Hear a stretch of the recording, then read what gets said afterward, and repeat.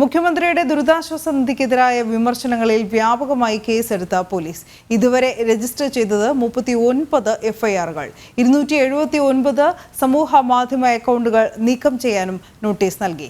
അഭിപ്രായ സ്വാതന്ത്ര്യവും ജനാധിപത്യ അവകാശങ്ങളും നിഷേധിക്കുന്നുവെന്നാണ് വിമർശനം. വയനാട്ടിൽ ദുരന്തമനുഭവിക്കുന്നവർക്കായി ചീഫ് മിനിസ്റ്റേഴ്സ് ഡിസാസ്റ്റർ റിലീഫ് ഫണ്ടിലേക്ക് സംഭാവന നൽകണമെന്ന് മുഖ്യമന്ത്രി ആഹ്വാനം ചെയ്തിരുന്നു. പിന്നാലെ നവമാധ്യമങ്ങളിൽ സമ്മിശ്ര പ്രതികരണവുമുണ്ടായി. ഒരു വിഭാഗം മുഖ്യമന്ത്രിക്കും ദുരിതാശ്വാസം മുൻനിർത്തിയുള്ള പണപ്പിരിവിനെതിരെയും രംഗത്തെത്തി. നൽകുന്ന പണം ദുരന്തബാധിതരിലേക്ക് എത്താൻ സാധ്യതയില്ലെന്നായിരുന്നു വിമർശനം. വ്യാജരേഖ ചമച്ച് ഫണ്ട് തട്ടിയെടുത്തത് സംബന്ധിച്ച വിജിലൻസ് കേസടക്കം ചൂണ്ടിക്കാട്ടി CMDRFിലേക്ക് പണം നൽകരുതെന്നും ഈ വിഭാഗം പ്രചാരണം നടത്തി. വിമർശനങ്ങളെയും എതിർപ്പുകളെയും നേരിടാൻ സർക്കാർ പോലീസിനെയും ചട്ടങ്ങളെയും ദുരുപയോഗം ചെയ്യുന്നതാണ് പിന്നീട് കണ്ടത്.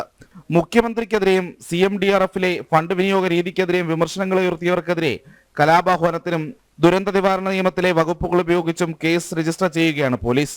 ഇതുവരെ 39ഓളം FIRകളാണ് പോലീസ് രജിസ്റ്റർ ചെയ്തിരിക്കുന്നത്. ദുരിതാശ്വാസ നിധിക്കെതിരെ പ്രചാരണം നടത്തിയ 279 സമൂഹമാധ്യമ അക്കൗണ്ടുകൾ നീക്കം ചെയ്യാൻ നോട്ടീസും നൽകിയിട്ടുണ്ട്.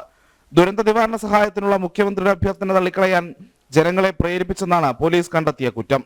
എന്നാൽ സർക്കാരിനെയും നയങ്ങളെയും എതിർക്കാനും വിമർശിക്കാനും ഭരണഘടന നൽകുന്ന അഭിപ്രായ സ്വാതന്ത്ര്യത്തെ പോലീസും സർക്കാരും ചേർത്ത് കുഴിച്ചുമൂടുകയാണെന്നാണ് ഉയരുന്ന വിമർശനം. ജനം, തിരുവനന്തപുരം.